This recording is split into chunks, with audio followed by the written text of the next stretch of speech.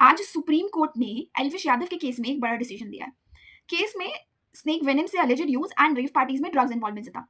सो supreme court ने इसमें दो लीगल इश्यूज एग्जामिन किए हैं। पहला, क्या इस केस में एनडीपीएस एक्ट अप्लाई होगा या नहीं।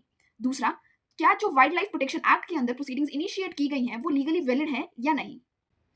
एनडीपीएस एक्ट के कंटेक्स्ट में कोर्ट ने कहा जो भी अलेजेड सब्सटेंस रिकवर्ड हुआ है वो एनडीपीएस एक्ट के शेड्यूल में कवर्ड ही नहीं था।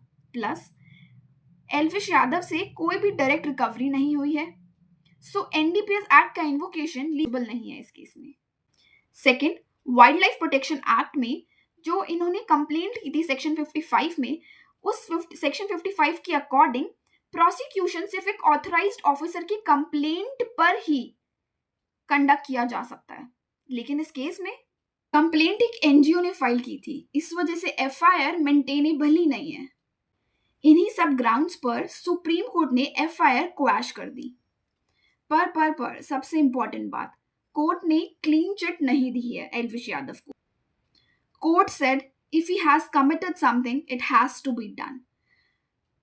बेसिकली कोर्ट ने ऑथराइज्ड ऑफिसर्स को लिबर्टी दी है, ऑथराइज्ड अथॉरिटी को लिबर्टी दी है कि अगर कुछ भी केस बनता है, कुछ ऐसा हुआ है, सो वो प्रॉपर प्रोसीजर फॉलो कर नई कंप्लेंट फाइल कर सकते हैं।